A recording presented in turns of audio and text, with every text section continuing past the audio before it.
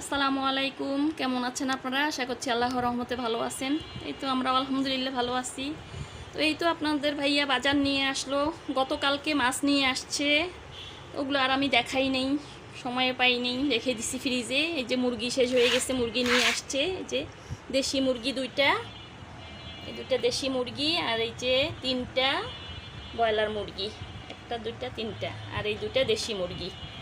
তো এই মুরগি ছিল না ফ্রিজে, মুরগি নিয়ে আসলো, গতকালকে মাছ নিয়ে আসছে, কুটে বাসে রেখে দিছি।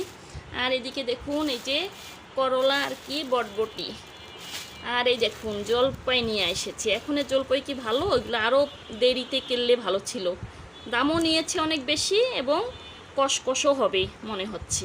কী জন্য আনছে জানি না, আচারের পোক, আচার খাবে। আচ্ছা যাই হোক, আনছে। এই যে পেঁয়াজ শেষ হয়ে গেছে, পেঁয়াজ আনছে, আলু, আর এদিকে এটা কি বেগুন। এই হচ্ছে আলহামদুলিল্লাহ আজকে আমার বাজার সদাই কয়েকদিনের জন্য, আলহামদুলিল্লাহ।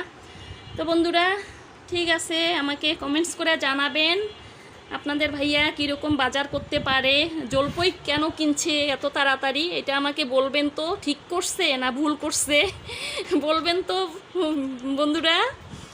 তো অবশ্যই আমার চ্যানেলটার পাশে থাকবেন, কল্পনার শখের চ্যানেলটাকে লাইক করবেন, শেয়ার করবেন, সাথে সাবস্ক্রাইব করে দিবেন, আর আমাকে অবশ্যই জানাবেন যে জলপাইটা এখন কেন কিনলো।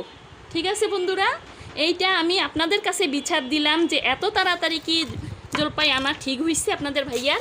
বলুন তো। 1 কেজি 2 কেজি না, 5 কেজি, 50 টাকা করে কেজি, 5 কেজি নিয়ে আসছে।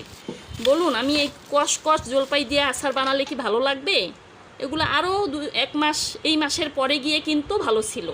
আমাকে অবশ্যই বলবেন, আমি আপনাদের কাছে বিচার দিলাম এই জলপাই কেন আনছে, এগুলো নিয়ে আমি এখন করবোটা কি।